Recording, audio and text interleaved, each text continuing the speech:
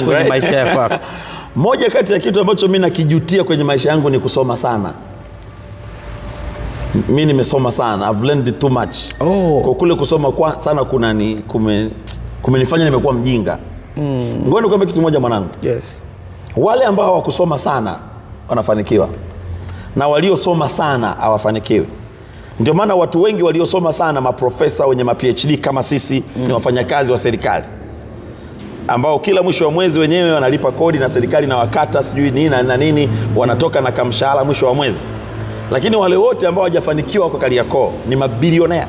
Wale wote ambao hawajasoma wako Kariakoo, they are billionaires. Mimi najilaumu nilisoma sana. Do you know why? Mtu aliyesoma sana ana reasoning. Yani mtu ana reason. Mimi nifanye, itakuwaje? Nitafanyaje hichi kitu? Mimi na degree, mimi nimesoma, nimefanya hivi. Kwa hiyo kusoma sana ni ujinga. Wanisamee wale ambao ni wasomi sana, lakini kusoma sana kumewakwamisha watu wengi kwa sababu watu wana reason. Mafanikio hayataki reason, yanataka matukio. Unajua mimi nilivyokuwa nasoma nilitarajia kwamba nitakuja kufanikiwa sana. Lakini kwa bahati mbaya nimekuja kumaliza kusoma na ulimwengu umebadilika. Yani ulimwengu hautaki tena elimu yangu. Mimi na PhD lakini dunia ya sasa haitaki PhD ndio nayo mimi. Haitaki kabisa. Ngoja nikupe mfano mmoja. Wewe unamfahamu Mheshimiwa Baba Levo? Mheshimiwa Baba Levo hajasoma. Na yeye anasemaga tu kama hajasoma shule sana.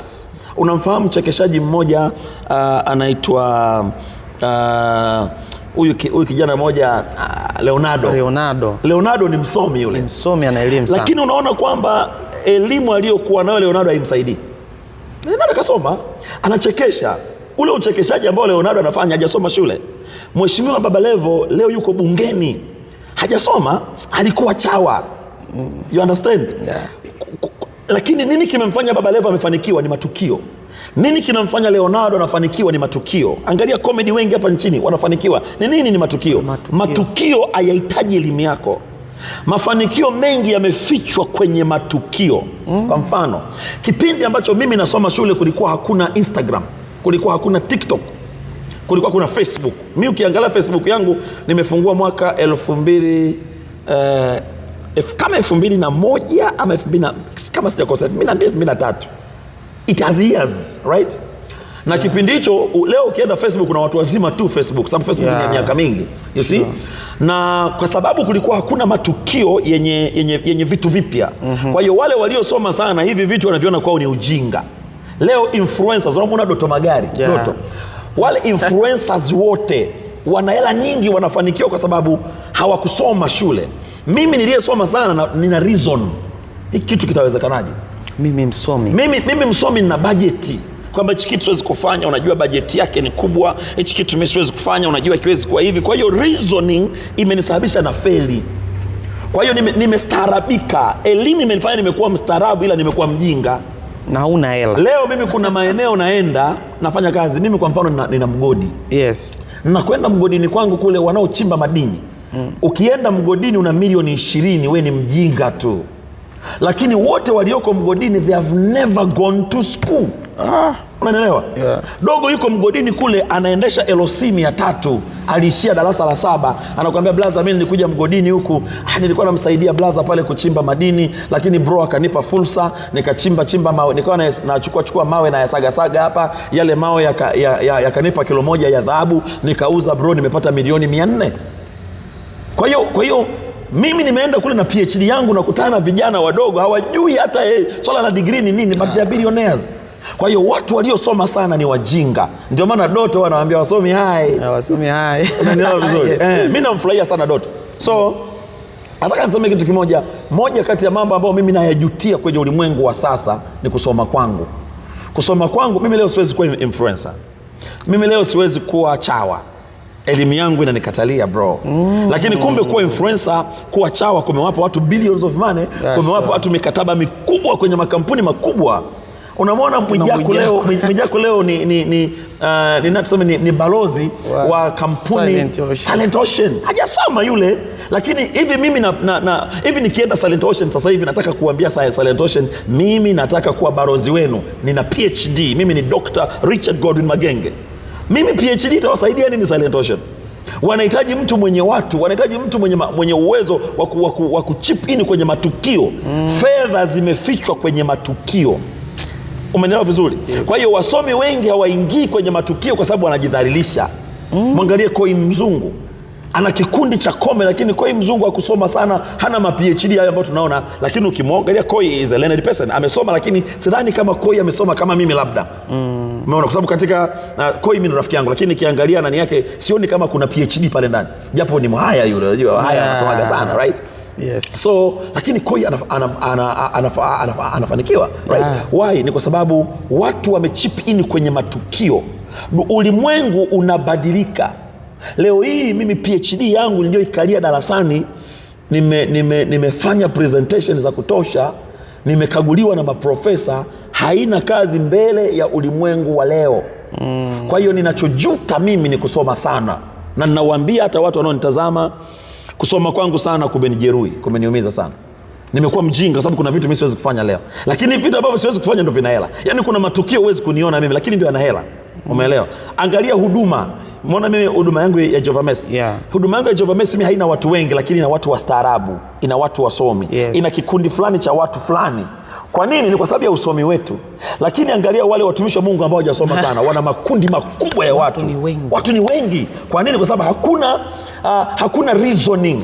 Ukiwa na reason sana huwezi kufanikiwa, lakini ukipunguza ku reason sana utafanikiwa. Mimi najuta kusoma sana. Hicho kitu yes, na kijutia mpaka kesho. Napata kitu. Umesema elimu ni ujinga. Maana yake mtu anayesoma sana maana yake anasoma ili afahamu kitu. Kwa hiyo yeyote anayetaka kufahamu kitu maana yake ana ujinga fulani. Sasa unajua hata ukisoma sana, kwa mfano ulimwengu unabadilika. Leo ulimwengu umeegemea kwenye teknolojia na soka. Unaelewa? Ulimwengu umeegemea kwenye vitu viwili, teknolojia na soka. Leo wazazi wengi sana wanawapeleka watoto wao kwenye akademi za mpira. Hawataka kabisa wasome shule, na watoto wanatoboa. Hebu fikiria mzazi anayemuona labda anamwangalia huyu Lamine Yamal. Alafu mtoto anampenda Lamine Yamal. Lamine ana miaka 18. Ukimwangalia mwana unapata kama mpira anajua huyu. Kwa hiyo unaona sasa hivi unaona klabu za soka zimeanza kuchukua akademi za wanachukua watoto wadogo, wanapeleka kwenye akademi za mpira, wewe wa kike ama wa kiume. Lakini pia ulimwengu umehamia kwenye sayansi na teknolojia. Sasa hivi ulimwengu umehamia kwenye blockchain, umehamia kwenye web3. Achana kabisa na web2 ile www. Sasa hivi ulimwengu umehamia kwenye web3 ambayo inabebwa na blockchain. Unaelewa? Watu lazima wajifunze blockchain, lakini mimi am expert kwenye blockchain. Lakini kuna watu leo hawajui blockchain ni nini. Mimi nimeiona Bitcoin ikiwa inazinduliwa, ilikuwa inauzwa $0.0000002. Bitcoin. Nilipuuza mwaka 2009, nikaachana nayo. Kona nini? Exactly, nikaachana. Leo Bitcoin inauzwa $62,000. Mtoto wangu mimi yuko form 4 sasa hivi. Atakuja kuniuliza baadaye Bitcoin itakapofika $1,000,000, Bitcoin moja. Mwanangu ataniuliza, baba, Bitcoin ilianza lini? Wakati inaanza ulikuwa wapi? Haukuona hiki kitu? Mbona nikitazama, mbona ulikuwa na PhD mwaka 2018? Mzee, ulikuwa na PhD. Bitcoin imeanza 2009. Kwa hiyo wewe 2018 ulikuwa na PhD. Na katika historia Bitcoin mwaka 2018 ilikuwa $20. Mzee, ulikuwa wapi? You understand? Swali gumu sana. Kwa nini? Kwa sababu maisha yamehamia kwenye teknolojia. Unanielewa vizuri? Kwa hiyo kama maisha yamehamia kwenye teknolojia, elimu ambayo tunasoma shule haina teknolojia ambayo dunia iko nayo sasa. Unanipata? Kwa hiyo kusoma sana kumesababisha watu hawajui ulimwengu unakokwenda. You see? Leo hii dunia haitumii kabisa hela hizi za kawaida. Na nashukuru Mungu hata serikali yetu imeanza kujifunza kutengeneza blockchain ya fedha za Kitanzania. Sawa, kwa pesa yetu ya Tanzania cryptocurrencies, pesa yetu ya Tanzania inaingizwa kwenye mfumo wa crypto. Yes. Hapa kwetu na serikali imeanza, na ipongeza serikali sana. Wow. Kwa sababu ndiko dunia inakokwenda. Hivi vitu watoto shuleni hawasomi. Kwa hiyo yale mambo ambayo tunasoma sasa hizi, kuchola panzi na kusema haya ni mapezi, haya ni matamvua, sijui huyo ni samaki, sijui ana respiratory, sijui nini, yale ni masuala ya utumwa na dunia ya sasa haiyahitaji kabisa. Mimi leo najifunza forex trade.